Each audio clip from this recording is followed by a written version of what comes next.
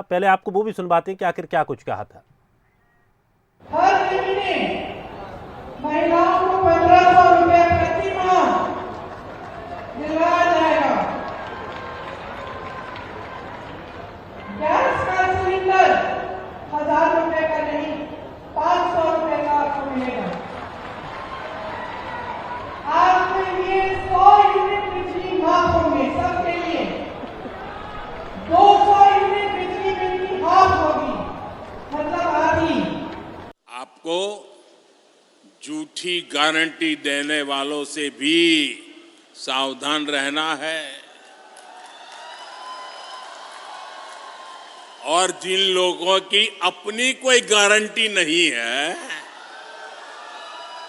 वो आपके पास गारंटी वाली नई नई स्कीम लेकर आ रहे हैं। उनकी गारंटी में छिपे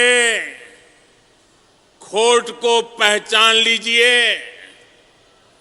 झूठी गारंटी के नाम पर उनके धोखे के खेल को भांप लीजिए।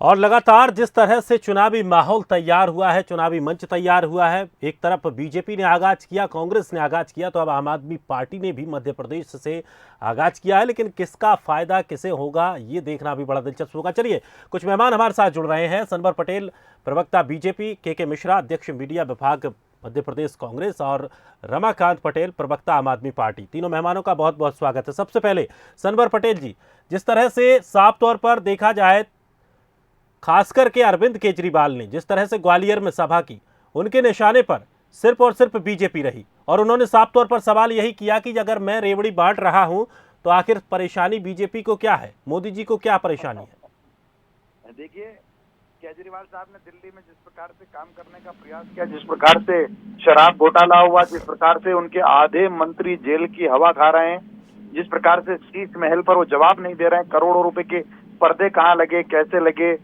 और जिस प्रकार से शीश महल पर खर्चा हुआ उस बात का जवाब नहीं दे रहे हैं। लेकिन राजनीतिक दल के नाते आकर और झूठ बोलना है तो बोल सकते हैं, उसमें कोई मनाही नहीं है। लेकिन मध्य प्रदेश की जनता जानती है, मध्य प्रदेश की जनता भारतीय जनता पार्टी पर भरोसा करती है और भारतीय जनता पार्टी बड़े बहुमत से क्लीन स्वीप करने जा रही है 2023 में। केजरीवाल जी का कहीं कोई जब परिणाम आएंगे तो स्थान नहीं दिखेगा। चलिए, के मिश्रा जी, आमतौर पर यह कहा जाता है कि जहां पर बीजेपी की स्थिति कमजोर होती है, अगर कांग्रेस वहां पर है, कांग्रेस मजबूत स्थिति में है, तो आम आदमी पार्टी आकर कांग्रेस का खेल बिगाड़ देती है। देखिएगा, मैं फिर दोहरा रहा हूं कि भारतीय जनता पार्टी और ओवैसी साहब की पार्टी, जी सॉरी, आप पार्टी और ओवैसी साहब की पार्टी भारतीय जनता पार्टी की बी टीम है और वो मौके बेमौके पर स्थितियां को प्रदर्शित कर चुकी है। और जहां तक आप पार्टी का मध्य प्रदेश में ताल्लुक है, कांग्रेस पार्टी की सीधी लड़ाई भारतीय जनता पार्टी से होगी। हमें आप पार्टी की कोई चिंता नहीं है। हम मानसिकता बना के बैठे हैं कि ओवैसी साहब और आप दोनों ही भाजपा की बी टीम के रूप में काम करते हैं और एक दूसरे को मूर्ख बनाते हैं, तो हम और मध्य प्रदेश की जनता उनके शिगुफे में आने वाली नहीं है। चलिए, रमाकांत जी हमारे साथ बने हुए हैं। रमाकांत पटेल जी, जिस तरह से साफ तौर पर आपने सुना कि बीजेपी ने कहा कि पहले आप अपने घर में झांकिए, आप अपने ऊपर जो सवाल उठ रहे हैं उनके जवाब दीजिए, तो कांग्रेस ने कहा कि आप बीजेपी की बी टीम है। किस तरह से मध्य प्रदेश में आप अपना जगह देख रहे हैं? देखिए, कांग्रेस की बौखलाहट साफ दिख रही है। कांग्रेसियों को पता है कि जहां आम आदमी पार्टी लड़ती है उनका मुख्यमंत्री तक चुनाव हार जाता है। आम आदमी पार्टी दिल्ली में लड़ी, पहला चुनाव लड़ी, उनका मुख्यमंत्री हार गया। आम आदमी पार्टी पंजाब में लड़ी, दोनों चुनाव दोनों जगह से उनके मुख्यमंत्री हार गए। तो इनको ये कहना ठीक है, इनको लगता है कि आम आदमी पार्टी ने आज तक केवल कांग्रेस की सरकारों को खत्म किया है। लेकिन मैं इनको याद दिला दूं, के मिश्रा जी, मैं आपको बतलाना चाहता हूं कि अभी एमसीडी का चुनाव हुआ था। एमसीडी में आम आदमी पार्टी ने भारतीय जनता पार्टी को उखाड़ के फेंका है। तो मैं उनको याद दिला दूं कि आम आदमी पार्टी भाजपा की बी टीम नहीं है। आम आदमी पार्टी इस देश की जनता की ए टीम है, जो इस देश के लोगों के लिए बिजली, पानी, शिक्षा, स्वास्थ्य, इलाज की व्यवस्था, तीर्थ यात्रा, युवाओं को रोजगार देने का काम करती है। और के मिश्रा जी तो जो समझे वो समझे, बौखलाहट में वो कुछ भी बोल सकते हैं। दूसरा, भारतीय जनता, सनवर पटेल जी ने बड़ा दुर्भाग्य है कि सनवर पटेल जैसे लोग ये कह रहे हैं कि दिल्ली में शराब घोटाला हुआ, लेकिन वो ये नहीं बतला सकते हैं कि उस पर आरोप कब साबित करेंगे। आज तक कोई आरोप साबित नहीं हुआ है। शीश महल, जिस शीश महल की ये लोग बात कर रहे हैं, मैं इनको जवाब दे दूं कि केंद्रीय जांच एजेंसी ने जांच करके उसको बतलाया है कि इस पे किसी प्रकार का कोई भ्रष्टाचार नहीं हुआ है। लेकिन सनवर पटेल की हिम्मत नहीं है कि वो व्यापम पे बोल दे, वो पोषण आहार पे बोल दे, वो रेत घोटालों पे बोल दे, वो सड़क माफियाओं पे बोल दे। सनवर पटेल की हिम्मत नहीं है, नहीं तो भारतीय जनता पार्टी के प्रवक्ता पद से इनकी छुट्टी कर दी जाएगी। समस्या ये है। चलिए सनवर जी, जिस तरह से साफ तौर पर आरोप लगाते रहे हैं और आम आदमी पार्टी हमेशा से हर मंच पर, चाहे मुख्यमंत्री केजरीवाल हों, वो भी ये कहते रहे हैं कि बीजेपी केंद्रीय एजेंसियों का दुरुपयोग करती है और फिर उसके बाद बस आरोप लगाती है, सिद्ध कुछ नहीं कर पाती है। देखिए, अगर हम दुरुपयोग करते तो व्यापम में लोग जेल नहीं गए होते। किसने कार्रवाई की व्यापम में? रमाकांत जी ने बहुत आसानी से बोल दिया कि हम बात नहीं करते, हम बात करना चाहते हैं व्यापम में। किसने कार्रवाई की व्यापम में? आम आदमी पार्टी ने दिल्ली से आकर कार्रवाई की क्या? भारतीय जनता पार्टी कानून का राज स्थापित करने वाली पार्टी है। भारतीय जनता पार्टी ने पीहड़ से डकैतों को खत्म किया, भ्रष्टाचारियों को खत्म किया, और उसी कड़ी में अगर व्यापम में गड़बड़ी हुई तो व्यापम में भी लोगों को जेल के अंदर डाला गया। किसी भी आरोपी को, किसी भी अपराधी को मध्य प्रदेश में छोड़ा नहीं जाता है। रमाकांत जी, लेकिन सनवर पटेल जी, आरोप ये लगाए जाते हैं कि केवल विपक्षी दलों पर ही ईडी और आईडी पहुंचती है, आपके यहाँ नहीं पहुंचती है। चलिए, हमारे साथ न्यूज हेड शरद द्विवेदी जी हमारे साथ जुड़ गए हैं। शरद जी, जिस तरह से मध्य प्रदेश में आमतौर पर देखा जाता है, बीजेपी कांग्रेस दोनों प्रमुख दल रहे। आम आदमी पार्टी ने नगर निगम में एंट्री की और अब उसको इतना कॉन्फिडेंस हाई है कि 230 विधानसभा सीटों पर चुनाव लड़ने की ताल ठोक दी। मुख्यमंत्री अरविंद केजरीवाल ग्वालियर से साफ तौर पर वादे भी कर गए। क्या लगता है किस तरह का माहौल मध्य प्रदेश में बनेगा? क्या कुछ तीसरे दल की संभावनाएं मध्य प्रदेश की जमीन पर या यहाँ की राजनीतिक हवाओं में देखने को मिल रही है? दिनेश जी, पहले तो मैं रमाकांत जी से ये जानना चाहूंगा कि आम आदमी पार्टी एक ऐसी पार्टी है जिसका जन्म एक आंदोलन से हम मान सकते हैं। बहुत बड़ा आंदोलन नहीं था, जयप्रकाश मूवमेंट से हम उसकी तुलना बिल्कुल नहीं कर सकते हैं, लेकिन अन्ना हजारे भी कुछ समय के लिए ही सही लेकिन उसका हिस्सा रहे। जब दिल्ली में एक घटनाक्रम हुआ और बहुत सारी घटनाएं आप और हम सब जानते हैं, लेकिन आम आदमी पार्टी एक ऐसी पार्टी के तौर पर बेहिचक सामने आई जिसका रंग भारतीय जनता पार्टी और कांग्रेस से अलग रहा। लेकिन अभी हम ग्वालियर में रमाकांत जी सुन रहे थे कि आपको रेवड़ियां पसंद हैं क्या, अरविंद केजरीवाल कह रहे थे, तो 7 रेवड़ियां हमारे पास भी।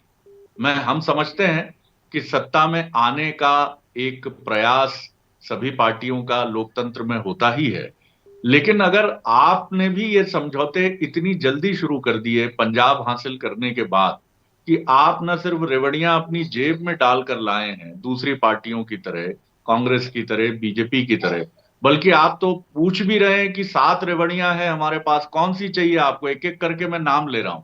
तो आप भी मुख्य धारा के राजनीतिक दलों की जो समझौतावादी राजनीति है, आप भी उसमें शामिल हो गए हैं रमाकांत जी?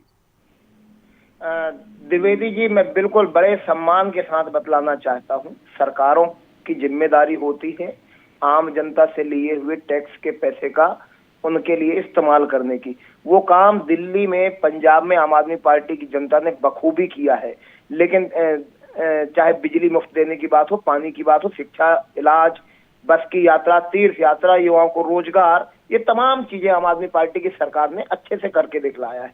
अब समस्या ये है कि देश के आला कमान, प्रधानमंत्री जी, महामहिम जी, ये अगर कहें कि ये लोग तो मुफ्त की रेवड़ियां बांट रहे हैं, तो जनता को समझ में आना चाहिए कि जो सरकार ये बिजली, पानी, स्कूल, अस्पताल की व्यवस्था कर रही है, उन्हीं के पैसे से कर रही है, उन्हीं के लिए कर रही है। ये तो सभी सरकारों की जिम्मेदारियां हैं।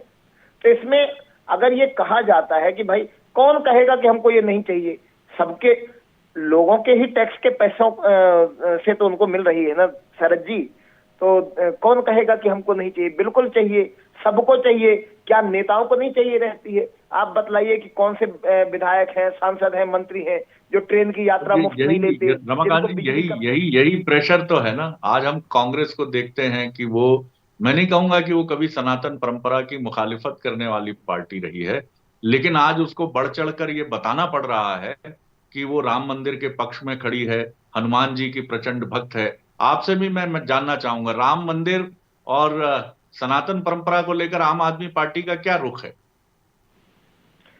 देखिए द्विवेदी जी, भगवान श्री राम जी का मंदिर तो पूरा देश चाहता है कि बनना चाहिए, उसमें रुख वाली क्या बात है। हम तो दर्शन कराने के वालों में हैं, हम तो दर्शन कराने लेके जाने वालों में हैं, तो इसमें कहीं कोई मामला नहीं है। हर पूरा देश का एक एक व्यक्ति चाहता है, एक एक बच्चा चाहता है शरद कि जी, यहाँ भगवान पर श्री राम के दर्शन करके एक आए। सवाल और उठता है। जिस तरह से विपक्षी जी।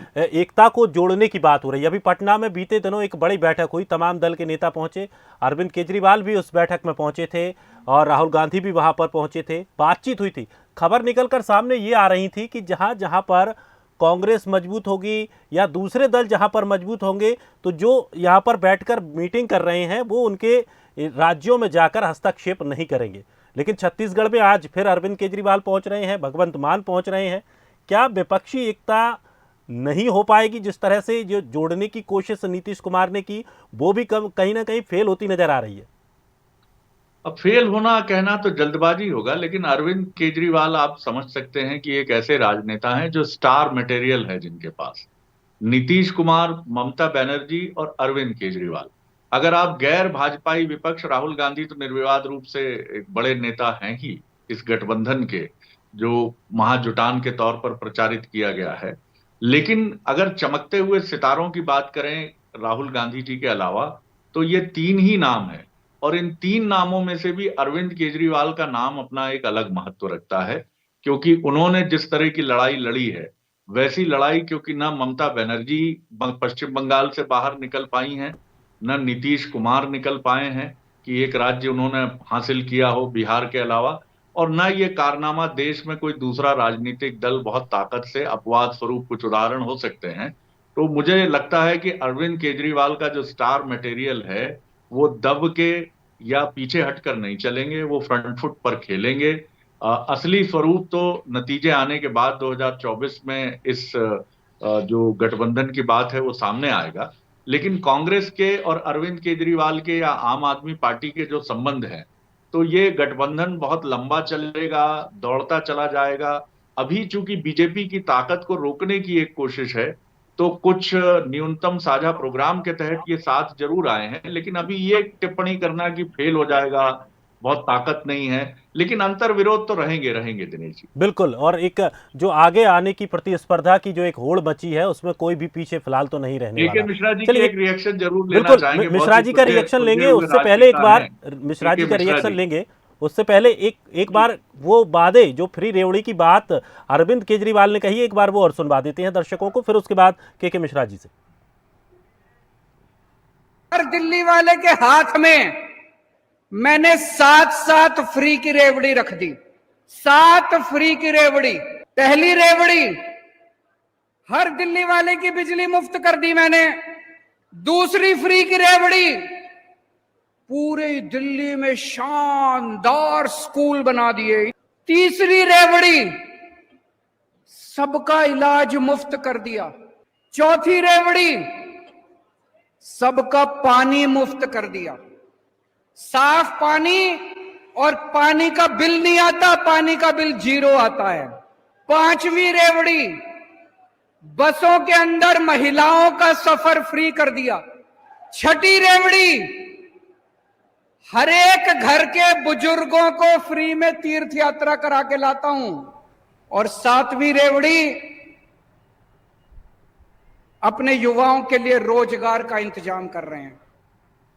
तो सुना आपने कि किस तरह से अरविंद केजरीवाल ने ग्वालियर में ये बातें कही, तमाम बातें कही, जहां पर साफ तौर पर उन्होंने रेवड़ियों को लेकर, खास करके फ्री की रेवड़ियों को लेकर उन्होंने बात कही है। चलिए, हमारे साथ लगातार मेहमान बने हुए हैं, के मिश्रा जी भी हमारे साथ बने हुए हैं। शरद जी, आप कुछ पूछना चाह रहे थे। बिल्कुल, के मिश्रा जी, मैं जानना चाहूंगा कि कांग्रेस, और अभी कह भी रहे थे रमाकांत जी कि हमने मुख्यमंत्रियों को हराया है कांग्रेस के, दिल्ली में शीला दीक्षित जी की तरफ इशारा था। ऐसे में आपका गठबंधन तो बढ़ने की तरफ बढ़ जाएगा, लेकिन जो अंतर विरोध है, राजनीतिक विभिन्नता है, और कहीं ना कहीं एक प्रतिस्पर्धा है, आम आदमी पार्टी के साथ कैसे देखते हैं आप अपने इस सहयोग को लोकसभा चुनाव के? देखिएगा सर जी, यह बहुत निरर्थक इसलिए नहीं कही जाएगी कि आप जैसे बड़े हस्ताक्षर उस बहस में मौजूद हैं। और यदि हम उसे सिर्फ भाजपा, कांग्रेस या आप पार्टी पर ले जाएंगे तो मैं सोचूंगा कि उन लाखों दर्शकों के साथ हम अन्याय कर रहे हैं या उनका समय जाया कर रहे हैं। मैं तो बड़े दिल से एक सोचे समझे कार्यकर्ता के नाते सिर्फ इतना करना चाहूंगा कि इस देश में लोकतंत्र की मजबूती के लिए, देश की आर्थिक समृद्धि के लिए हमें जो अभी जिक्र हो रहा है रेवड़ियों का, धर्म का, सनातन या अन्य धर्म का, इनसे इतर हर राजनीतिक दल को विकास के मुद्दों और उनकी प्लानिंग पर वोट मांगना चाहिए, जो इस देश में नहीं हो रहा है। चाहे हम रेवड़ियों की बात करें, चाहे धर्म के उपयोग या दुरुपयोग की बात करें, हम क्षणिक वातावरण बनाकर लोकतंत्र में अपनी सरकार को तो स्थापित कर सकते हैं, मगर उन मूल्यों को खो देंगे जो देश में हमेशा जीवित रहने वाले हैं या उनके दम पर हम लोग जीवित रहने वाले हैं। तो जब आपकी मौजूदगी इस बहस में है तो मैं तो हो सकता है कि मेरी बात दब जाए, क्योंकि मौजूदा दौर में वो प्रासंगिक नहीं है, मगर देश को, राजनीतिक दलों को उस दिशा में सोचना चाहिए। आपने बहुत महत्वपूर्ण बात कही है मिश्रा जी, और cutting across the party philosophy आपने ये बात कही है, बहुत महत्वपूर्ण बात है। मैं फिर कहूंगा कि तमाम राजनीतिक दलों को अपनी तमाम व्यवस्थाओं के बीच में भी ये जो स्वर के मिश्रा जी का निकला है, इस स्वर को नहीं छोड़ना चाहिए। कुछ तो मजबूरियां रही होंगी, यूं ही कोई रेवड़ियां नहीं बांटता, बशीर बद्र जी से माफी के साथ मैं ये बात कह रहा हूं, लेकिन ये मजबूरियां राजनीतिक दलों के चेहरे पर और उनकी जुबान पर कभी कभी छलक जानी चाहिए। जिस तरह से के मिश्रा जी ने कहा कि ये देश के संविधान और लोकतंत्र की रक्षा के लिए ठीक है, चुनाव जीतने का दबाव है सनवर पटेल साहब, लेकिन इसके साथ आप ये भी कहिए कि हम चुनाव जीत जाएंगे तो हम फिर मूलधारा की तरफ लौटेंगे, हम इसी के सहारे आगे नहीं बढ़ना चाहेंगे। जैसे एक समय देश की राजनीति में ये जुमला चला था 90 और 2000 के दशक में, और बिहार से ये आंधी आई थी कि चुनाव जनता के मन को प्रभावित करके नहीं, प्रबंधन से जीते जाते हैं, लेकिन सारी बातें हवा हो गई। तो ये फिनोमिनन भी देश की राजनीति में कितने समय तक टिकेगा ये वक्त बताएगा। सनवर पटेल साहब, छोटा रिएक्शन। मिश्रा जी ने बहुत महत्वपूर्ण बात कही। देखिए शरद जी, भारतीय जनता पार्टी का तो मूल वाक्य जो है वो अंत्योदय है, और भारतीय जनता पार्टी गांव, गरीब, किसान का कैसे जीवन स्तर सुधरे और कैसे सुशासन की स्थापना हो, इसके लिए लगातार काम करने वाली पार्टी है। 24 घंटे 365 दिन सक्रिय रहकर काम करने वाली पार्टी है, और परिणाम है 2003 और 2023 के मध्य प्रदेश का अंतर। चाहे वो प्रति व्यक्ति आय को ले लीजिए, चाहे वो सड़कों को ले लीजिए, पानी को ले लीजिए, बिजली को ले लीजिए, अब पूरे मध्य प्रदेश में अमूलचूल परिवर्तन हुआ है। तो भारतीय जनता पार्टी तो अपने किए हुए काम के बूते पर मध्य प्रदेश को जो आत्मनिर्भर बनाने की ओर बढ़ चुके हैं, उस पर, जो मध्य प्रदेश समृद्धशाली बना है उस पर मध्य प्रदेश की जनता के बीच जाने वाली है, और मध्य प्रदेश की जनता भारतीय जनता पार्टी को आशीर्वाद देने वाली। बाकी सब राजनीतिक दल स्वतंत्र है, वो किस प्रकार का अपना झूठ फैलाए, भ्रम फैलाए, लेकिन मध्य प्रदेश में ये झूठ और भ्रम फैलने वाला नहीं है। सनवर जी, जिस तरह से बात रेवड़ियों की कही जा रही है, प्रधानमंत्री मोदी ने भी यहां पर आकर गारंटी दी है। एक बार आपको वो भी सुनवा देते हैं कि आखिर मोदी ने क्या कुछ कहा था। आपको झूठी गारंटी देने वालों से भी सावधान रहना है, और जिन लोगों की अपनी कोई गारंटी नहीं है, वो आपके पास गारंटी वाली नई नई स्कीम लेकर आ रहे हैं। उनकी गारंटी में छिपे खोट को पहचान लीजिए। झूठी गारंटी के नाम पर उनके धोखे के खेल को भांप लीजिए। साथियों, जब वो मुफ्त बिजली की गारंटी देते हैं तो इसका मतलब है कि वो बिजली के दाम बढ़ाने वाले हैं। जब वो मुफ्त सफर की गारंटी देते हैं तो इसका मतलब है कि उस राज्य की यातायात व्यवस्था बर्बाद होने वाली है। जब वो पेंशन बढ़ाने की गारंटी देते हैं तो उसका मतलब है कि उस राज्य में कर्मचारियों को समय पर वेतन भी नहीं मिल पाएगा। तो जिस तरह से प्रधानमंत्री मोदी ने बातें कही और खासकर गारंटी को लेकर बात कही, उसमें उन्होंने कांग्रेस और खास करके आम आदमी पार्टी दोनों को लपेटे में ले लिया, और उनकी जो बातें रही उनमें दोनों का जिक्र मिला। जी, उन्होंने इशारा हिमाचल प्रदेश की तरफ किया है, जहां घोषणाओं के चलते कर्मचारियों के वेतन के विलंबित होने की बात सामने आई है। कर्नाटक की तरफ भी उनका इशारा है कि वहां पर पेमेंट्स रोक दिए गए हैं निश्चित तौर पर। और ये सिर्फ ऐसा नहीं है कि ये उसी राज्य की समस्या होगी जहां कांग्रेस है या आम आदमी पार्टी है। बीजेपी ने भी जहां बड़ी घोषणाएं की हैं, निश्चित तौर पर वहां उसका असर बीजेपी शासित राज्यों पर भी आएगा। लेकिन प्रधानमंत्री ने ये जोखिम उठाया है कि अगर हम इस रास्ते पर चल निकलेंगे, जैसा बशीर बद्र साहब का एक बड़ा खूबसूरत शेर है, मैं फिर उनसे माफी के साथ कहूंगा, वो मूल शेर तो कुछ इस तरह है कि दुश्मनी का सफर एक कदम दो कदम, तुम भी थक जाओगे हम भी थक जाएंगे। लेकिन प्रधानमंत्री की इस बात को कुछ इस तरह समझे हम कि रेवड़ियों का ये सफर एक कदम दो कदम, तुम भी थक जाओगे हम भी थक जाएंगे। तो आप रेवड़ियां बांटकर अपने ही राज्य की अर्थव्यवस्था को चौराहे पर लाकर खड़ा करते हैं। ये मजबूरी होती है, शायद उस समय आप भी सोचते हैं, लेकिन रेवेन्यू के सोर्सेज एक राज्य के लिए सीमित होते हैं, तो ये चुनौती तो बहुत गहरी है। जी चलिए के मिश्रा जी, जिस तरह से प्रधानमंत्री मोदी साफ तौर पर गारंटियों को लेकर उन्होंने घेरा है और गारंटी पर उन्होंने अपनी भी गारंटी दे दी है, अब गारंटी का कुछ तोड़ कांग्रेस और कुछ आगे लेकर आएगी? क्योंकि अब सुन रहे हैं जिस तरह से आगे की तैयारियां चल रही हैं, प्रियंका गांधी फिर से मध्य प्रदेश का रुख करने वाली है। देखिए, मोदी जी ने जो कांग्रेस की गारंटियों पर कटाक्ष किया है, उन्हें लेकर तो निश्चित तौर पर प्रधानमंत्री जी के कद में और मेरे में बहुत अंतर है। मैं उनके कहीं भी नहीं फिट होता हूँ। लेकिन आप एक प्रवक्ता है पार्टी के, कुछ रणनीति तो आपने बनाई होगी। मैं सिर्फ इतना ही अगर मीडिया कर्मी भी आपसे सवाल पूछेंगे तो कुछ जवाब तो आपको देना पड़ेगा। जी नहीं, तो मैं वही जवाब दे रहा हूँ आपसे विनम्रपूर्वक कि प्रधानमंत्री जी की या भाजपा की जो गारंटी है, उसे मैं सिर्फ दो शब्दों में आंक सकता हूँ कि झूठे और फर्जी भाषणों से वोट, भ्रष्टाचार से नोट और गरीबों पर चोट, ये भाजपा की गारंटी हो सकती है। हम तो जो कहते हैं सो करते हैं।